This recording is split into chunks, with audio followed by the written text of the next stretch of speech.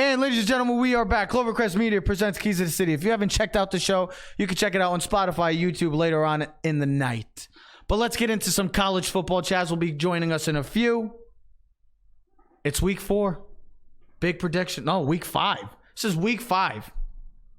I actually want to get into something that I've been trying to talk about, and that's the Michigan Wolverines.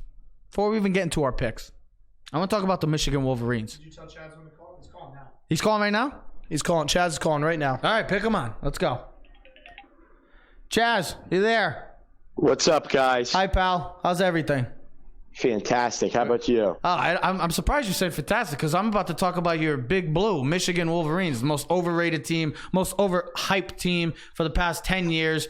Please, Chaz, is it time for Jim Harbaugh to leave and get out? Is it time for a replacement? I'll tell you the one thing that got me really concerned, that he hired an offensive coordinator without ever speaking to him prior. That was probably the most disappointing Michigan performance in the last decade. I do think at this moment in time that the lack of creativity on offense, it's time for Jim Harbaugh to move on. Wow. And are you thinking he should go to the NFL or college is game still? I think Jim Harbaugh needs to go to the NFL. Okay. So Michigan, what would they do for hiring? Who would they hire? Like, that's the thing. I mean, Michigan's nice and all, but they haven't really been to any college football playoff. They haven't beaten Ohio State and God knows when. So it's like Michigan's getting beat up. They're always, every year, overhyped, and everybody loves them for some reason, like you, and then you see a performance like that. What needs to change, though, with Michigan? It's the quarterback, man. We talked about this, man. Look at the teams that are in the top 10, except for like Florida and a couple teams. It's about the quarterback. They haven't had a legit quarterback since, and I don't even know if Chad Henne would be a legit quarterback. They were nasty back then with Chad Henne. But they haven't had, I mean, you think about the top teams. They all have solid quarterback play. They do. Do you think it comes down to the quarterback for Michigan? I think a lot of it just has to come with the scheme that they're running with. The last 4 years, it was very outdated power football where they could, roll over the mediocre to inferior teams in the Big Ten. But when they played in Ohio State or a Michigan State or a Wisconsin, they couldn't push them around. Okay. I think the problem now, if you watch that Wisconsin-Michigan game, was just the lack of creativity. And in the Wisconsin defense, when something, they ran all curls. And then it wasn't open, and the receivers just stood there, which what Joe Klatt started talking about on ESPN. I just think it's complete lack of creativity. There's been no RPOs that they talked about Shea Patterson running. And I don't think Shea Patterson is that bad of a quarterback. I just think that they rushed and hired a guy who never had any play calling experience. And Jim Harbaugh, hired him without ever meeting him in person. You don't hire somebody to become the janitor in your building without meeting them. It just doesn't make sense to me. I got you. I'll just put it this way. You look at USC. They've gone through 3 quarterbacks, and they hired Cliff Kingsbury. He took the job at Arizona. So what did they do? They hired Graham Harrell. And you look at what USC has done offensively. Yeah. I mean, they need some type of change up there because they have talent. Add some spice. It just ain't working. Because it's not working, exactly. And last week should prove to all Michigan fans that it could be another long season. And I just don't see them beating Ohio State, or I don't know if they beat Penn State. I mean, because Wisconsin put a hurting on them. I want to get into the games. First game for you is the Cavaliers of Virginia, 4-0, going against the Fighting Irish. Coming back from a tough defeat. Played well in Athens last week, though. Looked very good. Looked impressive. Couldn't get it by, though. But it was Notre Dame. Now, Notre Dame is favored by 12.5 going. I think Notre Dame's going to blow them out personally. But, Chaz, what you got to say? I was impressed with Notre Dame last week. Yes. It's never easy to go between the hedges and win. And they committed 12 penalties, 2 turnovers, and they still had the ball at midfield down 6 with a chance to take the lead in the waning moments of the game. I don't see a path for the Irish to get to the playoffs after that loss unless the Big Ten and Big 12 winners collapse like Hillary Clinton. I think people are fading the Cavaliers, who played really sloppy against Old Dominion, but I'm sure they were looking ahead to this game. I'm taking the points here in belief that Bryce Perkins will play well on the road, and the Virginia defense will able to generate some pressure on Book, something Georgia couldn't do consistently. I'm rolling with Virginia plus the 12.5. All righty. Let's get over it. Ted was just mentioning one of the teams, USC versus Washington. Now, USC's so tricky. Every year, they lose a game early on in the year, and then they beat up on great competition. They beat Utah last week, probably knocking the Pac-12 out of the college football playoff discussion. But Washington, last time they played these, Sam Darnold went in and beat, I think they were the number 5 team or 4 team in the country, and beat them up in Washington. Do you expect the Trojans to do the same thing again? The Trojans are a 10.5-point favorite. I mean, underdog. Sorry, they're a 10.5-point underdog going to Washington. Excuse me. People have been fading Washington after their loss to California, but Jacob Eason has been playing extremely well after that blowout loss to the Bears. Eason was deadly against BYU, completing 24 of 28 passes. This line looks steep after USC upset everyone's preseason sleeper Utah last week. But Vegas knows the Huskies are a different team at home, who's quietly building their resume, even though they're a long shot for the college football playoffs. I think USC is going to have Urban Meyer on speed dial after this game. Washington will blow out the Trojans at home. All right. And the final game, true test for Ohio State, Justin Fields. Playing the Cornhuskers. 17-point favorite. Does Justin Fields... Ohio State is. I know. Justin Fields, can he finally... He hasn't played much competition yet to this yet, but he's been unbelievable so far. Can he go into a hostile environment and beat the Cornhuskers, a team that a lot of people were loving this year coming into the season? Chaz liked them too. Yeah. I did. They were one of my sleeper picks. I'm a big Scott Frost fan, but guys... The Black Shirts blew a 17-point lead to the rival Colorado and needed some last-minute heroics to beat the Fighting Illini, the bottom dweller of the Big Ten. To quote Bart Scott, this team can't stop a nosebleed. Justin Fields is on fire. 13 touchdown passes with no interceptions. Yes, Martinez is one of the most dynamic players in college football, but he's going to meet the best pass rusher in the NCAA and a secondary armed with 4 NFL prospects. You heard it here first. Alabama and Clemson will not win the national championship. The Ohio State Buckeyes will be crowned national champions. You became my best friend after that now. Wow. And they will blow out Nebraska on the road. So you got them caught at 17. Yeah, he's got them covered. Okay. Hey. Thanks, pal. I also guys, well. Thanks, buddy. I appreciate that. I'll see you. See ya. Wow. So he picked my Buckeyes to win the national championship? What's the matter?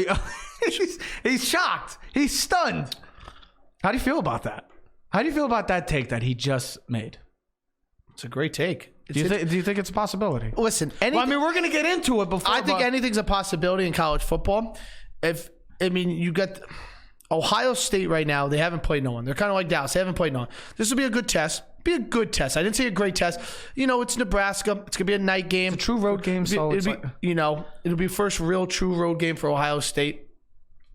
Ohio State's been dominant. I mean, literally been dominant. What you told me last week when I was sitting in the plane? Justin Fields had six touchdowns in one quarter? What you told me? Justin Fields had 6 touchdowns in one quarter? 6 touchdowns in one quarter. The final score was 76-5. So, listen, they've had 3 preseason games so far. They've warmed up. Yeah. This will be a good test. But Ohio State is dominant. Now, I haven't seen them at all so far this year. I know their defenses. But I know they have one of the best pass rushers, if not the best pass rusher in college football. A man amongst boys. And they have a kid who transferred from Georgia who right now should be within the top 3 or 4 Heisman candidates. So you put those two together, a quarterback. Listen, J.K. Dobbins is a beast running back. Listen, he was as a freshman last year. He had kind of somewhat of a sophomore year. He's having sophomore slump, yeah. I mean, listen. So who do you got? You obviously going Ohio State. So you want to go through the games? Yeah, why not? You already talked about Ohio State, so do you got Ohio State winning? I'm all over Ohio State crushing Nebraska. Blowing them out of the I think 44-17. Huh? 44-17. Wow. That would be... I don't care. I know Nebraska's not like everybody predicted to be in the preseason, but you go into a hostile environment, and you put a How hurting much on is a the team- home crowd worth to you? That's really what you have to think. Well, I want to see how he plays. This is really his first true road test. I'm not really worried about it. He's played in games last year.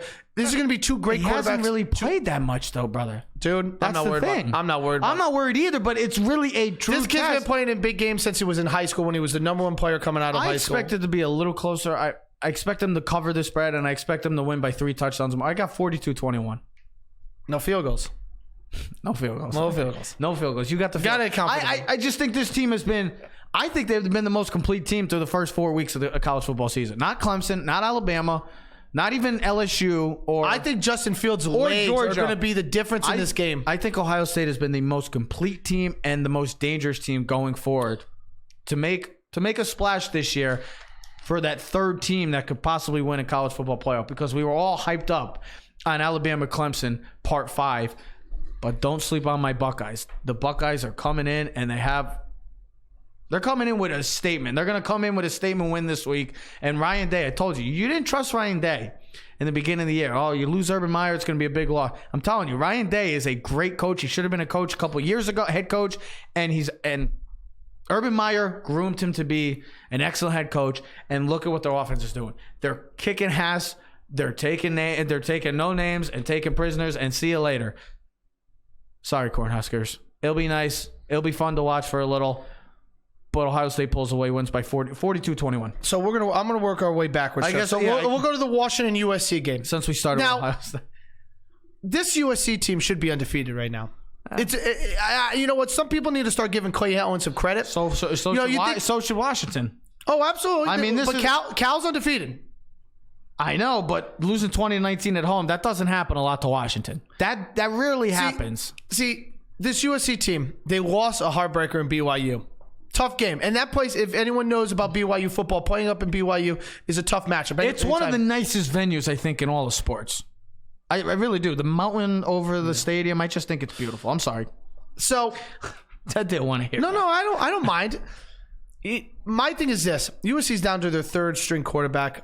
And I think really that comes down to a difference maker. You're going to be, if they were home, I'd give USC the advantage. But you're playing on the road, up in Washington, hostile crowd. Matt Fink, he looked good last week. Chris Peterson, big game coach, knows how to play. Jacob Eason, like Chaz said, has been flawless so far. I mean, he's got 2 picks, but 10 touchdowns. Who cares? It's all right. But he's been efficient. Yeah. I just think Washington ends up winning. Do I think they cover the spread?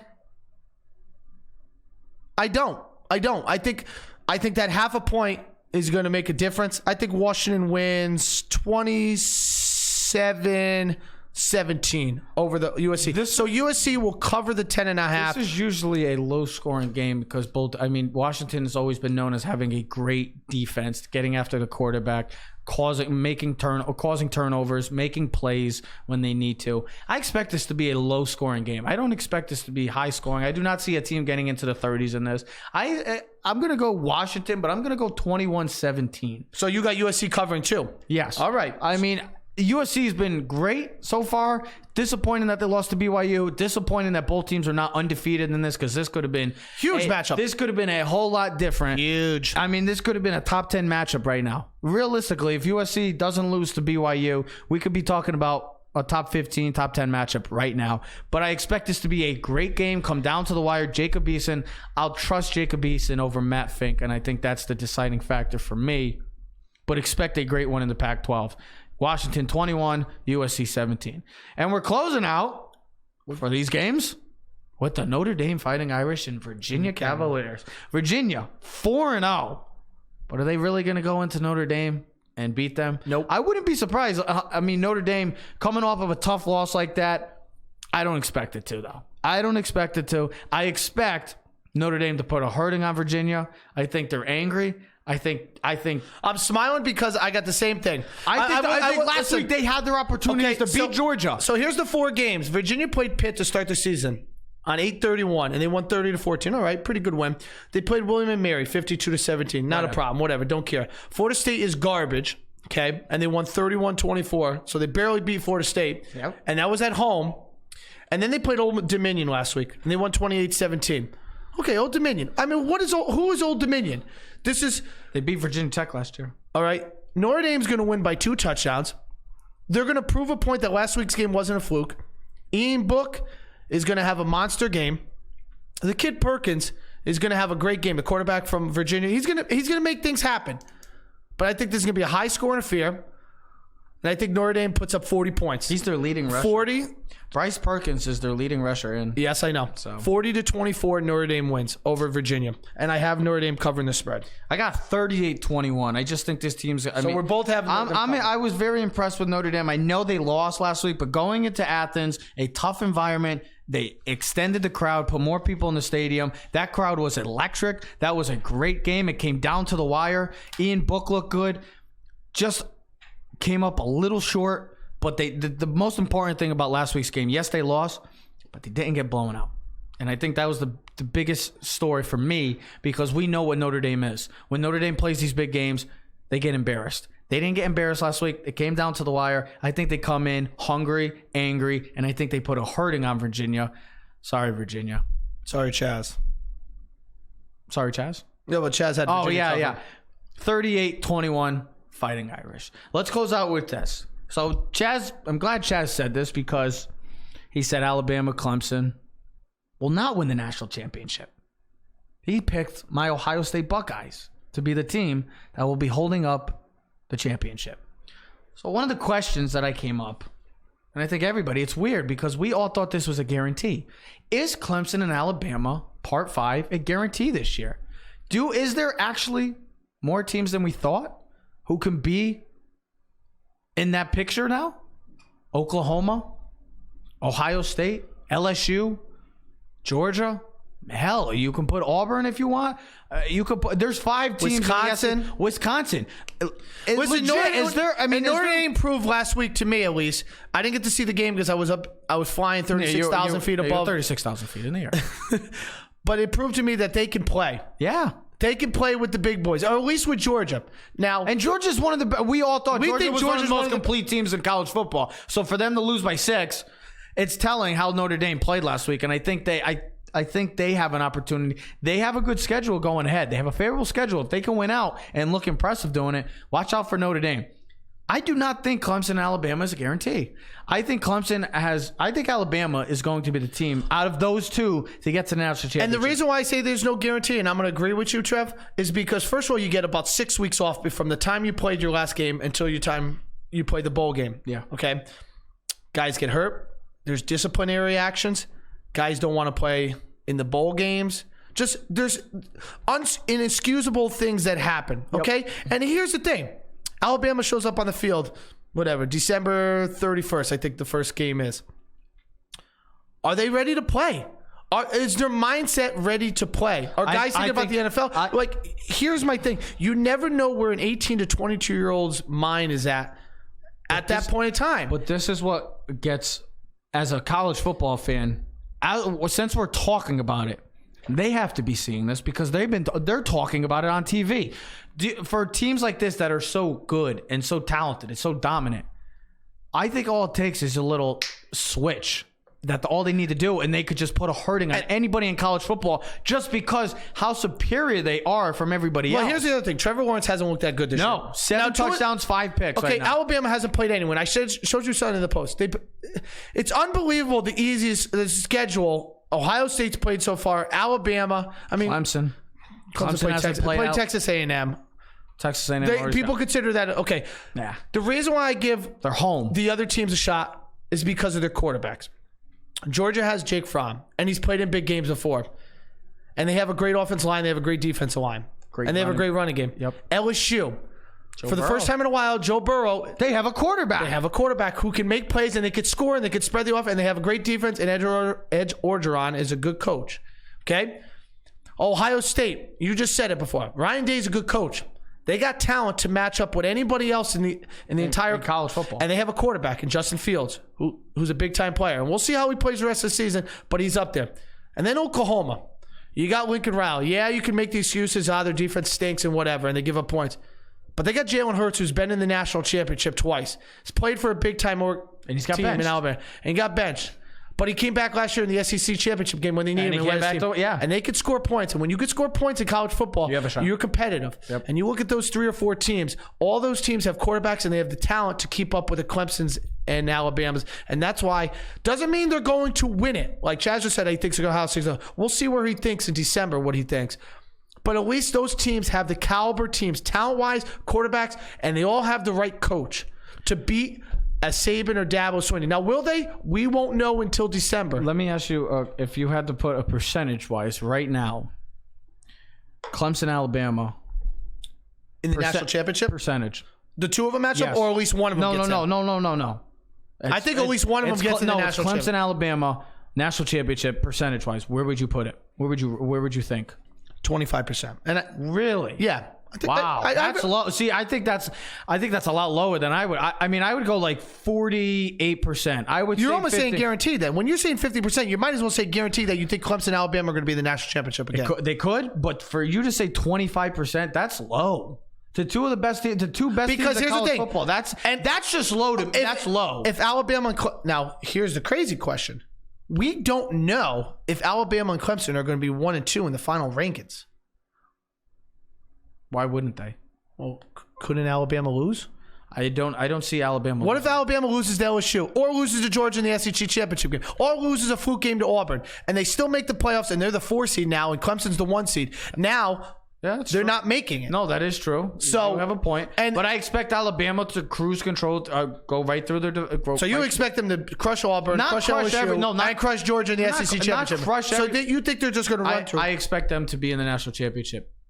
I would say, and I think Clemson's schedule is going to hurt them because of not playing any competition, not to their level, but to at least halfway of their competition. Well, listen, you know what I mean? The best part of the best part of football is going to be in November. Where Ohio State still has to play Wisconsin, they still have to play Penn State and Michigan State and Michigan.